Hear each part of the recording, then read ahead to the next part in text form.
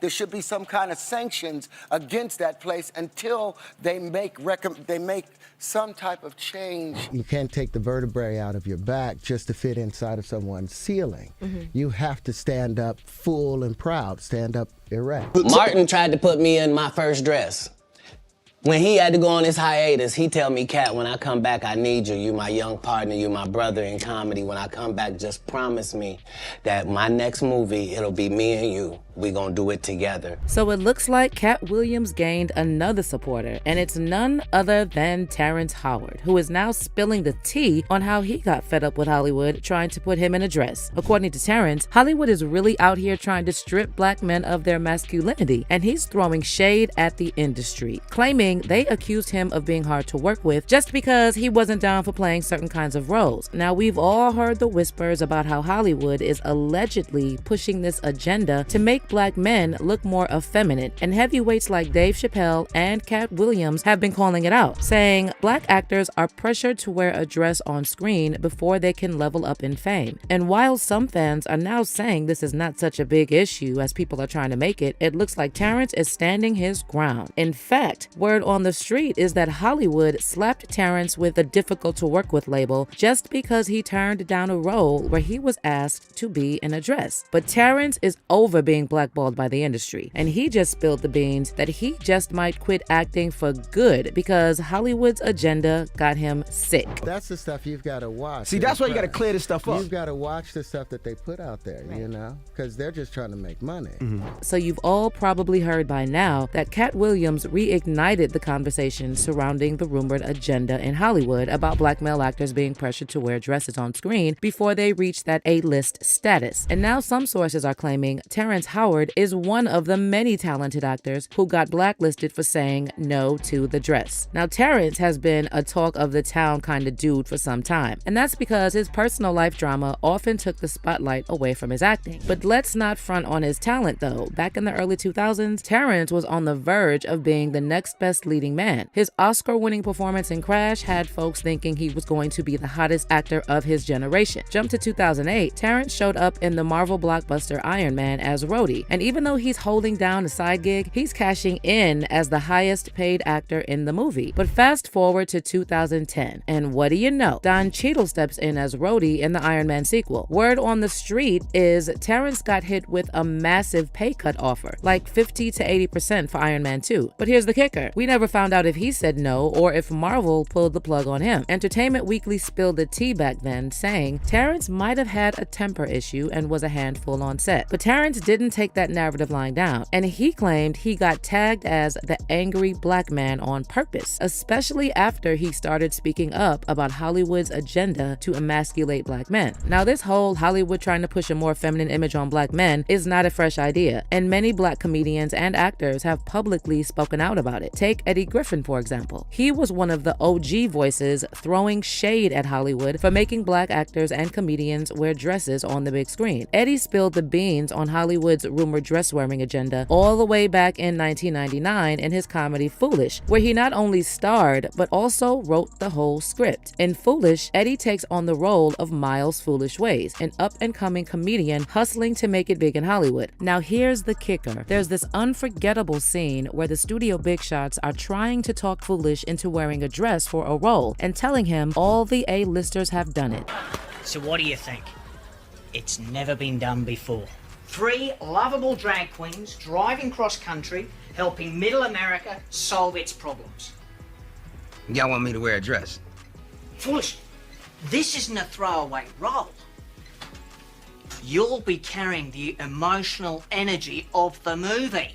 Man, it's not that I don't appreciate the offer, because I do, but... All we're asking you to do is to take the script home, read it, and make a decision.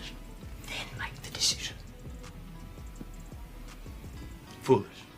There's a lot of money involved. We're talking a major motion picture here, Foolish. Now flashback to 2006, and Dave Chappelle spills the tea on Oprah's show, sharing that he experienced a wild incident where he got pushed to wear a dress for a movie role with Martin Lawrence. And the way he described it sounded like a scene straight out of Foolish. And he put this dress on, and what? The prostitute Nah, I'm not doing that. I don't feel comfortable with that. That should have been in the discussion. What? You don't feel comfortable with it? I mean, it's a hilarious bit. All the greats have done it. So fast forward a bit when Kevin Hart was asked to comment on Dave's story, and he just shrugged it off, saying that kind of thing never happened to him. Definitely haven't ran into to put on the dress. I mean, you know, you have to have boundaries. You have to have limits that you refuse to cross. You know, for me, I know what they are. But just a few years later, Kevin ends up in an SNL sketch in a dress, and it was like a game changer for his career. Suddenly, Kevin's popularity and success skyrocketed, allegedly all thanks to that dress-wearing stint on SNL. But the dress saga doesn't stop there. Cat Williams jumps into the mix, claiming the whole dress deal is tied to whether you choose to dance with the Illuminati or not. So, you know, some of us make choices. I think it's not a biggest choice for others. I'm saying at the end of the day, Kevin doesn't have to worry about what people are going to say about him wearing a dress because of the long line of dress-wearing people before him. So now we have Big Mama's house 1, 2, and 3. Yeah. I've never seen Medea in a pantsuit. I think she wears dresses. So now I'm saying, why are we picking on poor little Kevin Hart? Because it was his turn next. Okay. Some of us are against the Illuminati, and we are against the Illuminati at our own detriment. When people are against the Illuminati, then they get punched in the face all the time. The press hates them, and nobody likes them. Back then, most folks brushed off Cat's words as some wild conspiracy theory. Fast forward to today, and people are revisiting his words and saying there might be some truth to what he was throwing out there. So during Cat's recent appearance on Club Shay Shay, Shannon Sharpe asked him about Dave Chappelle walking away from a massive $50 million deal shortly before he revealed that whole dress incident. And you won't believe what Cat dropped. Turns out, he had to pass up on some fat contracts too, all because they came with strings attached. Now, I've had to turn down $50 million 4 times. 4 times. Just to protect my integrity and that virgin hole I was telling you about. Right. Because P. Diddy be wanting the body. And you gotta tell him no. You got to tell him no. I did. I did. See, I got the receipts for everything I'm telling you. That's why I can say them so freely. But Cat didn't stop there. He also claimed that Martin Lawrence tried to put him in his first dress for Big Mama's house. And when Cat shut that down, Brandon T. Jackson swooped in and took the role. Martin tried to put me in my first dress. When he had to go on his hiatus, he tell me, Cat, when I come back, I need you. You my young partner, you my brother in comedy. When I come back, just promise me that my next movie, it'll be me and you. We gonna do it together. We gonna do some buddy cop. I said, Martin, you got my mother word. Go do what you gotta do. When you come back, I'm in your movie. Don't trip. I don't need to see the script or nothing. You know, we get in that office and this fool pull out Big Mama's House 2.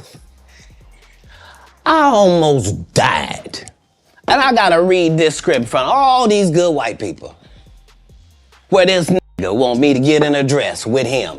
And I'm literally saying to everybody, why is he in a dress again? You already played the old lady as an FBI agent.